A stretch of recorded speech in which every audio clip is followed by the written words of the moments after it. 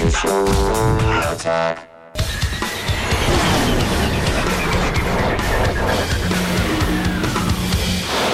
right, joining us via satellite to help make sense of it all are our guests tonight.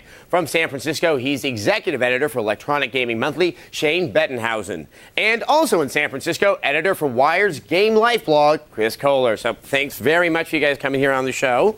Now, a lot of us were thinking going into CES that there was going to be this big Microsoft announcement of like this new Xbox, the Xbox Ultimate, the Whopper, the Extreme. I don't know what it was, but it never materialized. Chris, what happened here? Were we really off base? I think so. I mean, historically, right? Every CES, Bill Gates keynote CES, and then what happens? That there's rumors beforehand of some huge announcement that's going to happen, and every single year the rumors never pan out. And so I think I don't know why people just keep whipping themselves into a frenzy over these announcements that just are never going to materialize. No, yeah, I was even wondering like why would there be like a fifth iteration of the Xbox 360? Shane, right. I mean, are you really? Yeah. No, really Shane, I was wondering if with another one. I can't understand why. I'm sorry about that there, guys. Shane, did you have any indication that might actually happen? Well, there were some rumors that came out, and they seem pretty concrete. They're from good sources. And if you look at that keynote, it seemed, content light. There wasn't a lot of actual stuff announced. It was a lot of sketches, a lot of funny stuff. It seemed like something had been removed. Whether or not that was the Ultimate or some other HD DVD content, it seemed like I think something was canceled from that conference. Now, in addition, the Seattle Times also indicated there might be something even bigger, such as Microsoft licensing the 360 technology to other electronics manufacturers. That, to me, struck me as like almost ridiculous. But did that hold any merit with you guys? I certainly think that it's a possibility that Microsoft might want to do that. I mean, Microsoft is not a hardware company. They want to have, their software, and they want to own your living room. And if that means that other people are making the Xbox for them, I mean, they're taking a bath on the Xbox hardware still. Why not have somebody else, make the Xbox, then Microsoft can just provide the software and the services like Xbox Live? Yes, no. Shane, do you think there's any truth to this? Well, yeah, I mean, consider the Red Ring of Death scenario. Like, hardware is not Microsoft's strong suit. They should probably have Toshiba make their consoles for them. Very good, very good point. Now, moving on to the PSP. Now, they showed off the Skype, they showed off the GPS, they showed off quite a few things that weren't exactly game-related to the PSP. What does this indicate? Are they having faith in it as a game machine, or are they having to expand it to make it more palatable for other devices? Let's go for you there, Chris.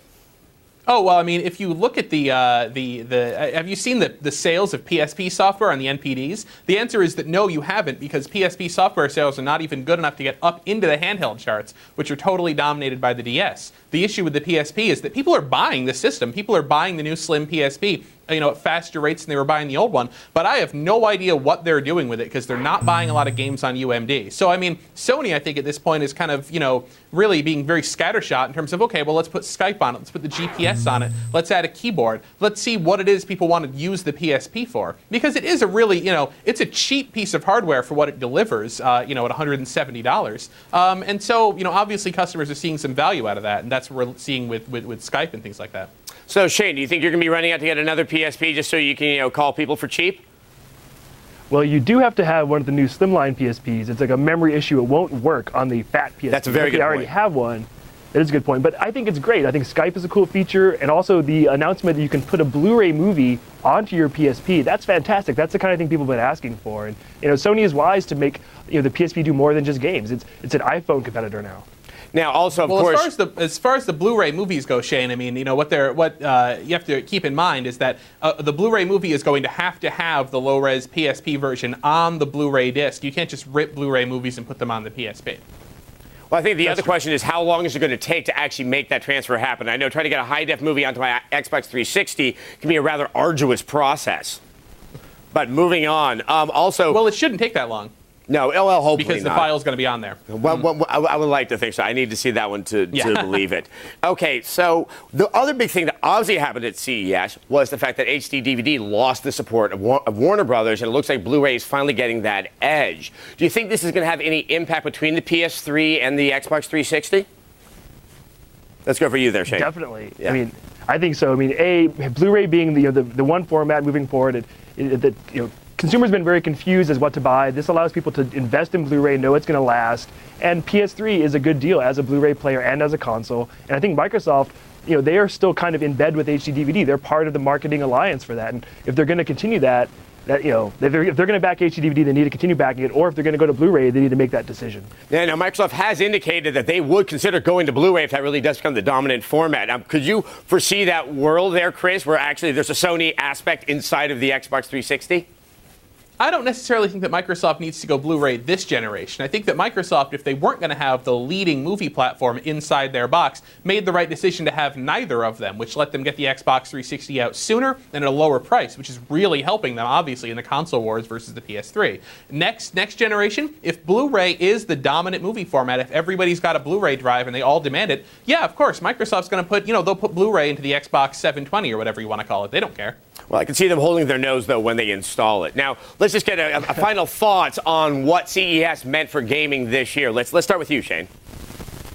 It really wasn't that big for gaming. It was more about functionality and about these formats. There were very few games there. So wait for E3 for games. This is not a gaming show. And for you, Chris, was there anything that you saw, like forecasting for games in 2008?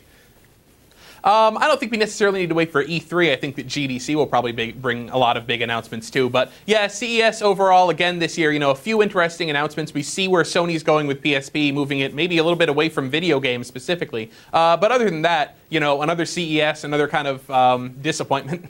All right. Actually, we have a little bit more time. So if I could get an E3 prediction from both of you, what's going to be the big thing we're going to talk about at E3 this year? If you could look into your crystal ball. We'll start with you, Shane. Man, it's going to be tough. It's going to be, everyone has a lot of good games. It's going to be, will Sony really have the software this year? Are the big games coming out this year for PS3? And for you, Chris? As far as Sony goes, it's going to be, the games they showed in 2007. Nintendo, we have no visibility on what their Christmas games are, so I'm really looking forward to seeing what they have for the latter half of 2007, or 2008, rather. And at the very least, it's all going to be under one roof, finally, after last year's, odd way of assembling things. Or something. All right, guys, thank you so much for your time. We really appreciate that, and thanks for keeping us all in the loop.